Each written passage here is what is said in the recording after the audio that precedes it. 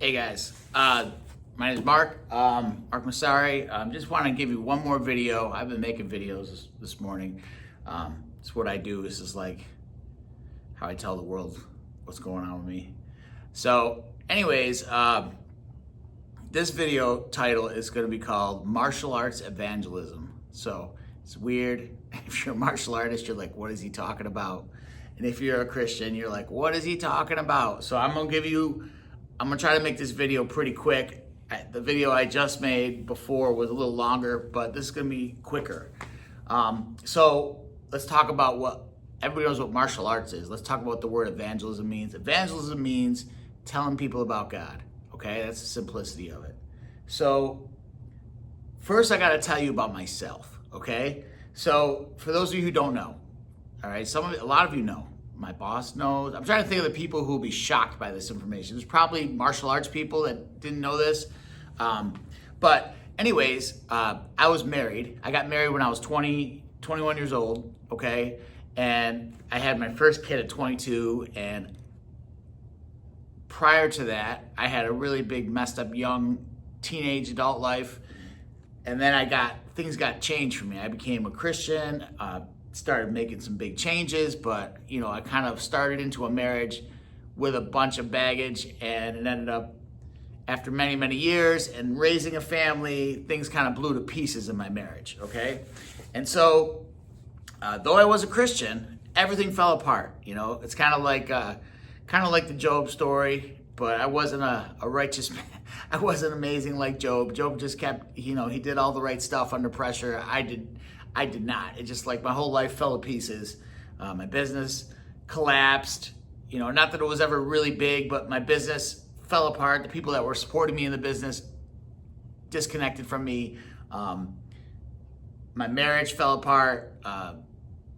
It's just a bunch of stuff. A bunch of stuff happened, right? And then I ended up getting incarcerated because I had an anonymous phone call, which I won't even go into who the anonymous people are, but anonymous phone call that Mark is dangerous and he has guns and blah, blah, blah, because I was doing a martial arts training and I was going to do a weapons training because I do martial arts. I'm a Krav Maga guy. And anyways, one thing led to another, led to me walking into getting a phone call saying, hey, I'm interested in your firearms course. You come have a talk with us. And I was like, sure, no problem. And I ended up having a talk with them. And it turns out they played a trick on me. It was actually the ATF. And they pulled me into an office and they started questioning me. And they said, hey, can we record this phone call? And I said, sure. Or not phone call. This interview, I said, sure. I got nothing to hide. I'm, prior military guy. I did all the right stuff, in my life. Never had a problem since I was a teenager with the law. Anyways, one thing led to another, and because I was in Albany, New York, the anti-gun state, the anti-freedom state, all right, I got in trouble, okay, and got a charge of basically what a sawed-off shotgun would be. If you had a shotgun, you sawed off the barrel, that's the same charge. But basically, for me, it was I had an Israeli frame called a micro-roni, and when you put your Glock into the micro-roni, it becomes like a rifle, all right. Anyways, illegal in New York State, all right? And you have to get an ATF tax stamp for it. Didn't have one. Also, at the same time this was all going on, my brother was kind of spiraling out of control. He had a history of PTSD and mental health issues, and so he was making crazy videos. In fact, he made some crazy videos in my apartment. And so those were brought up, and they basically said to me, the ATF said, look, either you talk to us and deal with us, or we're gonna go after your brother, and we don't think he'll handle it well if we approach him. I said, yeah, he won't handle it well. So they left my brother alone, and they came at me, which still didn't save my brother, because when I got locked up for 15 months, he got worse and worse and had paranoia and ended up having suicide by cop. So horrible situation that happened to my brother in 2020. So I do my 15 months for a charge that if I was in Georgia or Texas at the time, or Florida or South Carolina or a whole bunch of other states in the United States, they would have just laughed. But because I was in New York, it became a federal charge, forever stamping me with felony on my record, which meant I couldn't do government jobs. I couldn't do armed security anymore. I couldn't do a whole bunch of stuff that is what I love to do, okay? So I wrote a couple books while I was locked up. I decided to turn a bad situation into a good one because I was a Christian and I believed that God would turn something good out of this. So I tried to go, I turned this into 2 books, all right? One of them was called Adventures of Hannah Grace, which is right now being edited with a new cover and everything. It's going to be produced on Amazon probably shortly. I have to pay them the rest of the balance I owe them, but this will be coming out very soon for purchase on Amazon. And the other one was called, was called American Patriot to Ex-Con, 20-Year Journey in Self-Defense. So that's my story about that. So if you haven't heard that before, that may be shocking. So, but don't worry, I didn't hurt nobody. And anyways, everything's good now. Okay, except for the fact that I can't do weapon stuff anymore in America. So I literally was gonna move out. I was literally gonna leave the country when I got out because I was like, I'm sick of this country, this and that. And God had different plans for me. And anyways, while I was in prison, the other thing that happened is I came up with a business plan. And I was going to start a martial arts program and a ministry at the same time. At the time, I didn't even think it would be a Bible college because I wrote a letter while I was incarcerated to Freedom explaining what had happened, and they didn't answer me. And then maybe the letter never got there, maybe, I don't know. But I felt like, well, that means they just don't want to deal with me because I've been locked up. There's a lot of people get out of prison or jail, and they go to churches for help, and churches are like, I'm sorry, I don't want to deal with you because you scared me. So anyways, one of the plans of my prison, my release, like they say when you get locked up the first day, they say that your plan for release should start the first day you get in. So that is what I did. So not only did I do writing, my thought was like, maybe I'll make $1 million off this book if it sells a lot of copies, and that'll pay for all the crazy stuff that happened to me. But my plan was the first 90 days I got out of prison to do what's called martial arts evangelism. And my plan was to walk around in a Kung Fu uniform, because I did Kung Fu before I did Krav Maga, to walk around with a Kung Fu uniform in the park and stuff and tell people, 1, about Jesus, and 2, about my martial arts program that I had going on. And I was going to grow it. And honestly, I even wrote that into this story. I mean, this story is a fiction story, the Hannah Grace book, and I even wrote that into this. So anyways, so I made this plan, and I talked about it with mentors that were in prison, that like business people in prison, and I got out of prison and didn't realize that my emotional life needed repair time too, okay? More than just a few months. Not only was I coming off of the divorce, but it was my kids not wanting to be around me because now all of a sudden their dad is looked at as a bad guy, not a hero anymore. It's great when you're like, yeah, I was in the military. Oh, thanks for your service. But when you're like, yeah, I was just 15 months gone because I got locked up. People are like, whoa. All of a sudden things change. People make sure their wallet's not out. You know what I'm saying? People start going, oh, I don't know if I can trust them with a key to the store to lock up after I'm gone. All these things. So I didn't end up doing this plan because I just needed emotional repair time. And so I stayed in Rochester. I moved to Rochester instead of Albany because Albany, New York was where the people that were the anonymous phone callers were, and I was pretty sure they were going to try to get me locked up again.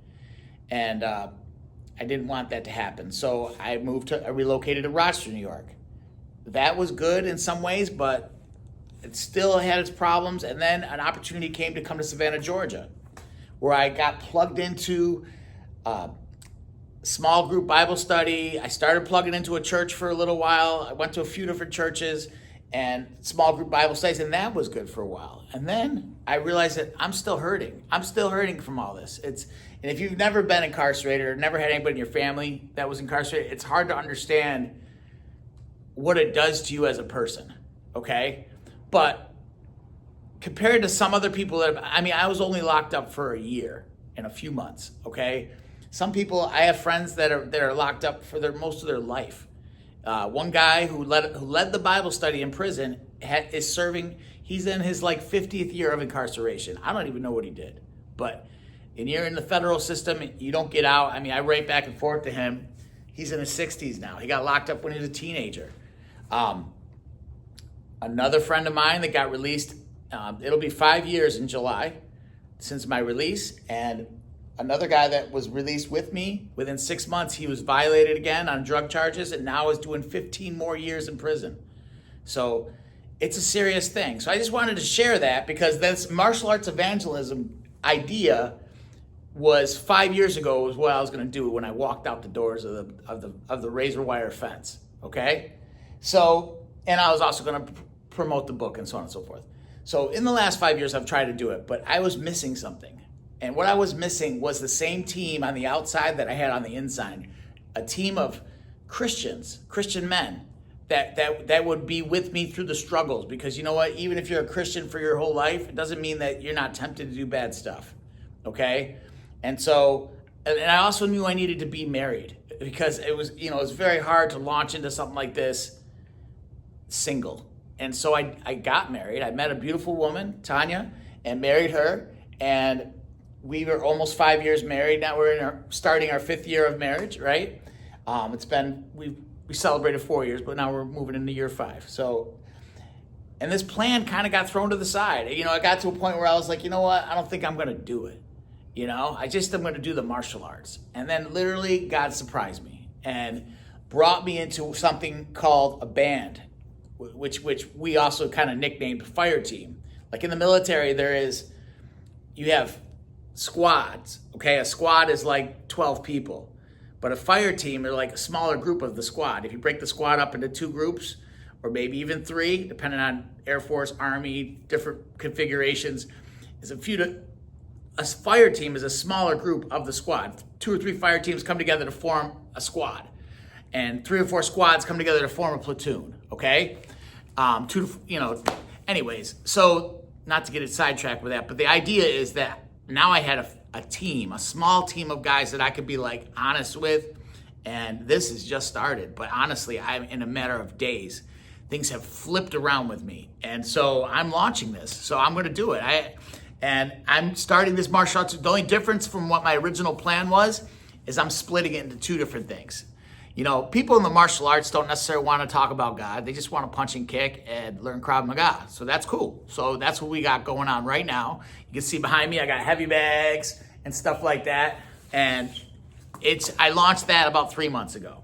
And we're still low on students, but they're coming.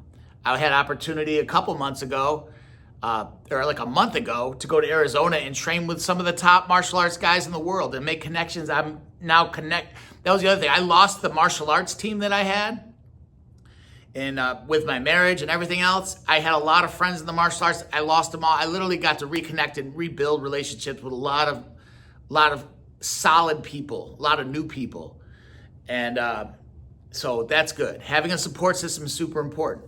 Second thing is that Freedom Bible College and Seminary, they are a main branch, and they have several small branches, and they are looking to expand across the United States. Reached out to me and said, Mark, we need your help expanding branches. So my plan always with the martial arts, and especially what I did when I was incarcerated, was develop a plan where I would like to launch several martial arts schools. Freedom Bible College's plan is similar. They want to launch several branches. So how is that going to happen? You need a growth plan. And how does it happen if you don't have money, okay? If you have no marketing budget, you have to do the word of mouth stuff, okay? And so evangelism is something that started as long ago as Jesus, okay? Jesus, even before he died on the cross, he took his disciples and he broke them up into 2s and sent them out to the community and said, look, go out in 2s and talk to people and perform miracles and this and that. And martial arts, I had one of my mentors of the martial arts that I only had for a few months, but he's still a friend of mine on Facebook, and maybe I'll do more with him in the future. Garrett Poole from TDKO, kickboxing organization, and Troy Dorsey and Ty Garrett, they have TDKO, which I highly recommend their organization. And Garrett Poole did a little bit of mentoring with me and taught me what he called VIPing, okay, which is going out and talking to people about martial arts, kind of like martial arts evangelism. Now, remember, I had this idea before, but I've never done it, okay? And so I'm trying to wrap this up. I'm sorry. But the idea I have now, okay, this next level idea is to do two different things. Fridays, for a few hours in the afternoon, once I get off of work, I'm going to go out into the community and I'm going to talk to people about martial arts. Hey, I know I don't know you, but, ask them a few questions. I know I don't know you, but can I ask you a question real quick? My name's Mark. I just started a self-defense class. Here's my information. Can I get your information? Can I schedule you for a class? This and that, et cetera, et cetera. Spread the word that way. On a spiritual level, I'm trying to start a Bible college, and I'm trying to help Dr. Reeves, Dr. Jeff Reeves, launch several branches of Freedom Bible College and Seminary. So I say that because if you're a martial arts friend of mine, you live in a different state, you can actually start your own branch of a Bible college. So we could have, just with my martial arts people alone, my plan is to go to Atlantic City next year and set up a table and promote the Bible college at the Martial Arts Expo and see what other Christian martial arts guys want to start a Bible college within their martial arts school. Of course, you can start a Bible college in your church, and also you can start one if you don't have any business. You could just start it, rent a space like this, and start one, a small commercial space, and start a Bible college, and be the president of your branch in your area. So we are looking for people that want to start branches. So I'm throwing this out there on Facebook, but what I'm also doing in Savannah, how am I going to get students? I don't have much of a budget. I just explained about the martial arts piece, how I'm doing it. How I'm going to do it with the Bible college is the same. I'm going to go out there and I'm going to say, hey man, can I ask you a question? Question one. Question two, hey, do you know Jesus? And I'm going to get a variety of answers because we live in a country that is pretty well evangelized. People know who Jesus is. Either they love him or they hate him. And there's an interaction between that. My next question is, hey, can I pray for you for anything? Simple question. Yes, no, leave me alone, walk away, whatever. And my next question after that is, are you plugged into a church or some people? All right. And my last question will be like, hey, do you want to stay in contact? Here's my information. So that's it. That's it for martial arts evangelism. Done in the martial arts and done in a ministry capacity. And they can be done together. I just think for me, I mean, that might change eventually, but for me, I think it's easier if I go out with a simpler focus. So if I just focus on one thing or the other. There's something my wife is always telling me. She's like, why are we starting all this new stuff? We just did this. Why are we starting this? I am a starter, okay? That's my personality. But for me, just focusing on ministry, I can be in a different mind frame or being focused on getting students. One last point before I stop this video. Why haven't I done this before? I've been teaching martial arts for over 25 years, okay? Why haven't I done this with the martial arts before? Why don't I have 300, 500 students by now? I've been doing this for a long time. I really believe that the big thing, one of the things the Lord's recently doing in me is showing me that I really didn't believe in myself. I had my level of belief in myself, and especially too, compounded by the incarceration, a lot of self-hatred, and negative voices in my head saying, no, you can't do this. Nobody wants what you got. That's not true. Everybody wants what you got as a person. Somebody, first of all, God wants what you got. He created you. And he's given you breath in your lungs.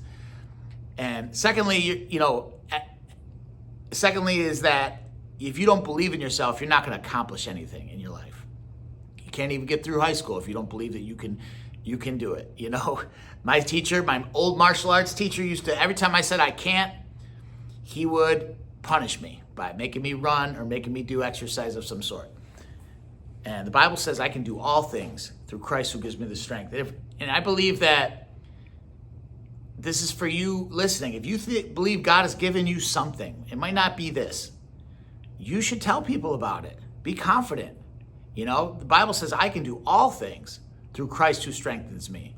So that's all I got. This Mark coming to you from Sifu Mark, Murray Mark, coming to you from the Martial Arts Dojo, talking to you about martial arts evangelism. And like I said, if you're interested in starting a martial arts school or you're interested in starting a ministry, talk to me. Reach out to me. I have a website and phone numbers, but if you're watching this, you're connected to one of those: Facebook, YouTube, whatever. All right, peace.